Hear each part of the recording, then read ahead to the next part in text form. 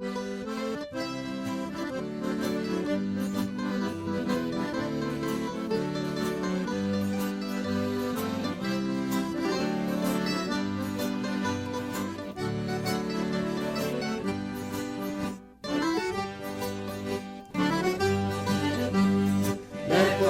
poi non perso il cappello, giusto per quello non vado a lavorare, non vado a lavorare. Mercoledì poi non perso il cappello, e giusto per quello non vado a lavorare. Giovedì poi giro i cantoni, cerco i patroni, non vado a lavorare, non vado a lavorare. Giovedì poi giro i cantoni, cerco i patroni, non vado a lavorare. Venerdì poi è giorno di dolore, se è morto il Signore, non vado a lavorare, non vado a lavorare. Venerdì poi è giorno di dolore, se è morto il Signore, non vado a lavorare.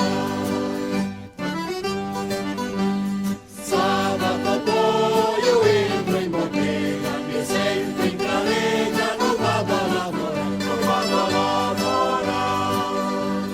Sabato poi io entro in bottega, mi sento in galleggia, non vado a lavorare. Arriva il padrone brutto arrabbiato, brutto vegliato, andate via di qua, andate via di qua. Arriva il padrone brutto arrabbiato, brutto vegliaco, andate via di qua. E la ghigliera poco mi importa, mando sulla strega la fabbrica il paro, la fabbrica il paro. E la ghigliera poco mi importa, mando sulla strega la fabbrica il paro. E la ghigliera poco mi importa, mando sulla strega la fabbrica il paro. O processo de colonização ao longo do século XIX antecedeu a chegada dos italianos ao Brasil. Após a unificação da Itália em 1870, a condição de vida da população campesina era de miserabilidade. Isso culminou, dentre outros fatores, na saída de milhões de indivíduos em busca de melhores condições de vida. O interesse pela entrada de imigrantes europeus em solo brasileiro partiu dos grandes fazendeiros, que se organizaram para substituir a mão de obra escrava pela do europeu. A política de imigração europeia atingiu principalmente as regiões sudeste e sul do Brasil. Obedecia a certos critérios, como ser pautada no trabalho, produzir alimentos para suprir as necessidades de abastecimento das cidades, ocupar os vazios demográficos e iniciar o processo de branqueamento da população. Nesse contexto, foi que os primeiros italianos chegaram ao Brasil em 1875. O Paraná procurou principalmente ocupar os vazios pela produção agrícola e resolver o problema da oferta de alimentos. As colônias, fundadas por iniciativa oficial e de particulares, somaram dezenas de núcleos, subnúcleos ou seções. Muitos vieram para o Paraná pela qualidade do clima, a topografia favorável e o solo rico. Entretanto, o tema da colonização era bastante complexo, urgente e peculiar. Esbarrou na dificuldade de aquisição de terrenos de boas proporções, adequados ao cultivo. Isso favoreceu a compra de terras no litoral e nos arredores de Curitiba. Em 1878, as três grandes regiões que estavam estabelecendo colonos eram o litoral, o Planalto de Curitiba e a região dos Campos Gerais. As primeiras colônias de italianos no Paraná foram no litoral, Alexandra e Nova Itália.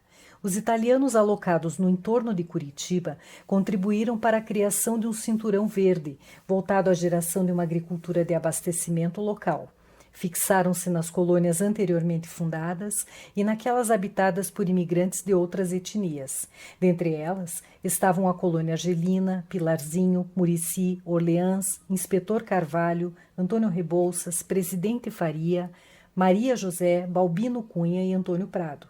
Outros colonos foram localizados em colônias criadas para tal fim, como Alfredo Chaves, Santa Gabriela e Novo Tirol. Aqueles que compraram os lotes do próprio município de Curitiba estabeleceram-se na colônia Dantas. Já os que adquiriram com particulares instalaram-se em Santa Felicidade, Ferraria, Campo Magro, Bateias e outras. Até a primeira década do século XX, havia mais de 20 colônias com italianos em Curitiba e arredores. Com menor expressividade, os italianos se estabeleceram também nos municípios dos Campos Gerais e do centro do Paraná. Em um segundo momento, regiões do sudoeste e do norte do Paraná receberam migrações internas de italianos e seus descendentes. Quando si mangia la bella polenta si mangia così, si pianta così, la cresce così, fiorisce così, si smischia così, si taglia così, si mangia così, così. Oh, bella polenta così.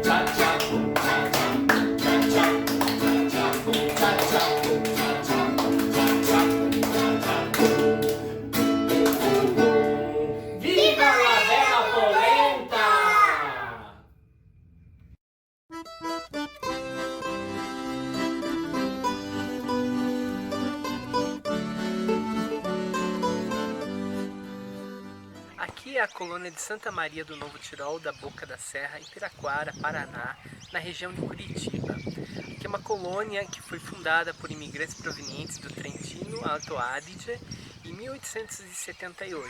A arquitetura da colônia é caracterizada pela igreja matriz de Nossa Senhora da Assunção. É uma igreja que possui traços sim da imigração italiana, mas também de outras etnias presentes no local. Pelas casas em madeira, porque era o material disponível na época e que caracterizou essa arquitetura, e pela paisagem repleta de araucárias, de morros, próximo à Serra do Mar, mas também próximo ao centro urbano de Curitiba. Aqui continua sendo um espaço de referência das famílias provenientes do Trentino e hoje constitui o Parque Trentino do município de Piraquara.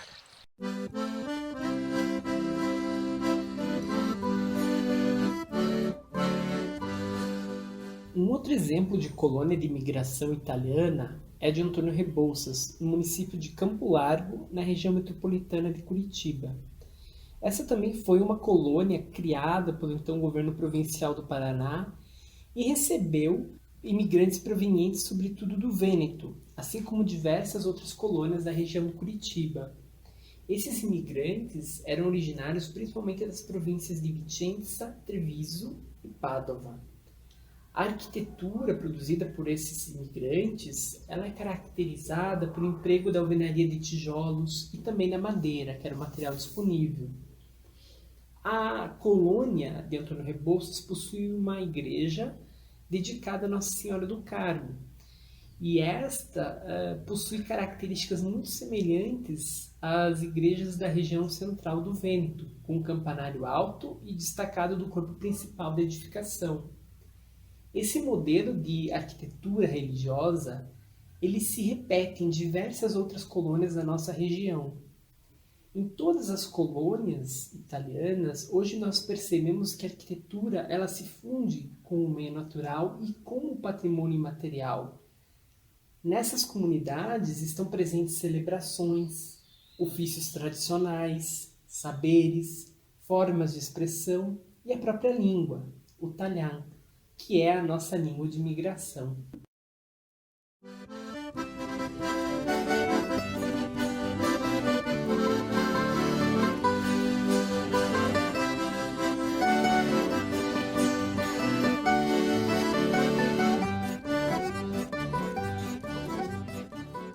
Minha mãe se chama Bertila Boscardini. Ela é a 13ª e última filha do casal Francisco Boscardini e Carolina Túlio. Ela herdou esta casa muito nova, mas tinha a missão de preservá-la, e é o que a gente está fazendo até hoje. Eu nasci nesta propriedade e com ela e com meus avós aprendi a amar, a gostar, a ter interesse pela cultura e as tradições italianas. Em 2015, quando começou-se a noticiar e a se falar sobre a criação da Lei Municipal de Patrimônio Cultural em Curitiba, nosso grupo de preservadores, preocupados e também interessados em debater o assunto, nos reunimos e fundamos a ADPPCC, Associação dos Detentores Particulares de Patrimônio Cultural em Curitiba. As contrapartidas da Lei Municipal de Patrimônio são o potencial construtivo, que é o maior incentivo ao patrimônio, mas que vemos dificuldades e reclamações dos proprietários da falta de acessibilidade, da falta de informação e de uma maior educação patrimonial junto a esses proprietários de casas históricas. Outro ponto é a isenção que poucos conseguem de IPTU, mas que é mais fácil conseguir uma certa redução do valor a ser pago do IPTU. Porém, os preservadores natos querem preservar. Os preservadores natos amam a sua propriedade, gostariam de ter e se sentir mais reconhecido pelas leis.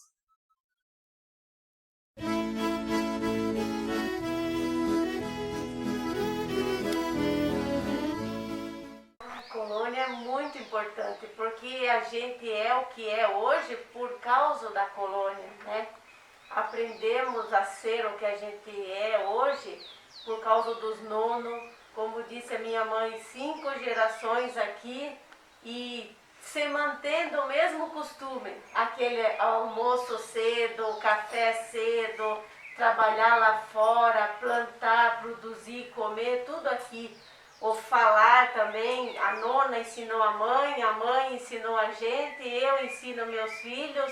Então a gente procura manter, e se estivéssemos morando num outro lugar que não fosse a colônia, não teria acontecido assim, né?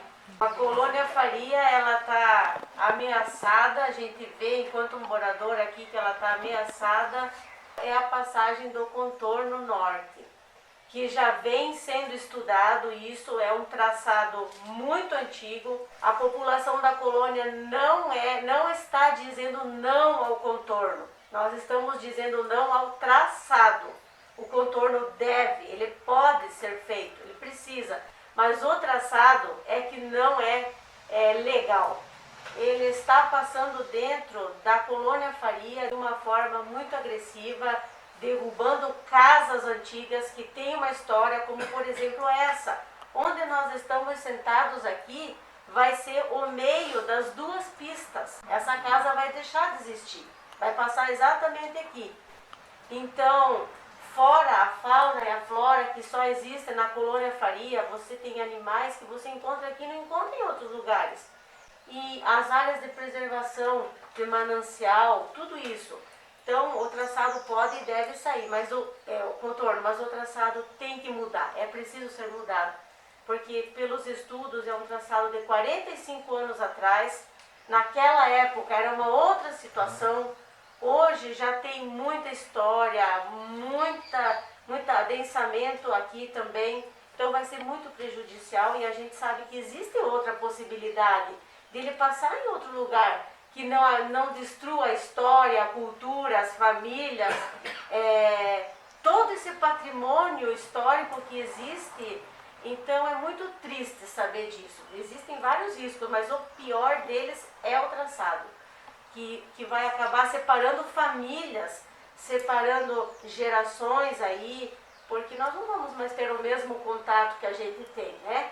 As casas históricas vão ser ameaçadas, derrubadas, ameaçadas a arquitetura por causa do tráfego de veículos pesados. A gente já tem um projeto aqui para tombar a igreja da Colônia Faria, porque não existe nenhum patrimônio aqui tombado aqui na colônia. Então tem um projeto para tombar a igreja e as casas mais antigas. Nós temos casas centenárias na Colônia Faria, que mantém os traços da Itália, tudo isso. Mas nós precisamos de um apoio de fora, porque é muito triste o que a gente vê que está próximo de acontecer, muito triste mesmo.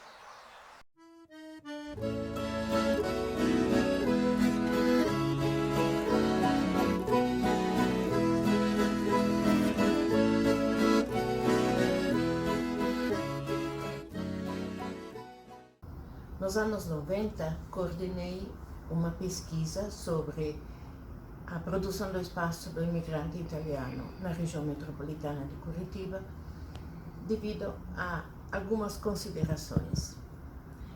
Inicialmente, pensava que fosse quase uma obrigação minha registrar a produção de muitos trabalhadores anônimos que, a partir do final do século XIX, se instalaram na região metropolitana e no Paraná em geral, e cuja obra estava quase se perdendo. Com o esgotamento do movimento conhecido como arquitetura moderna, iniciou o interesse pela arquitetura menor, arquitetura do cotidiano, assim chamada arquitetura vernácula, a partir de um livro do Rudowski, Arquitetura sem Arquitetos.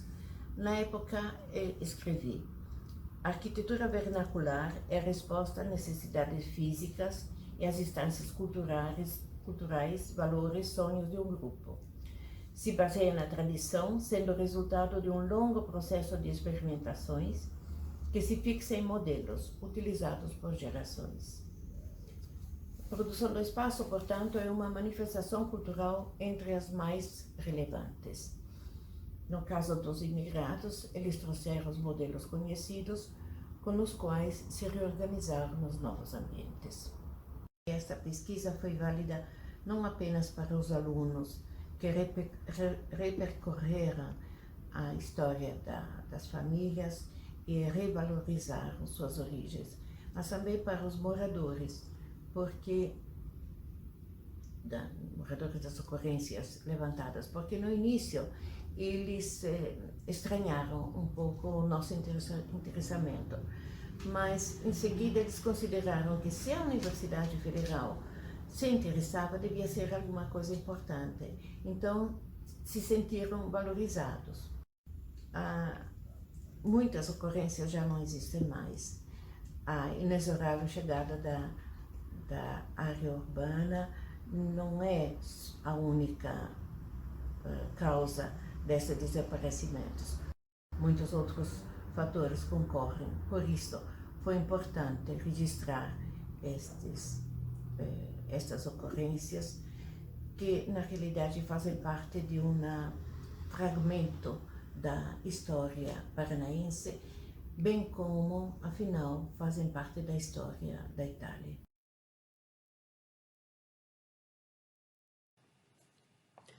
Le nostre radici non si può desmentegar. I nostri antenati iga insegnar sempre belle robe. Al didincò la tradizione dei veci la sedriu restare smentegada, ma la insegnanza dei nonni se modriu menare. Lassù per le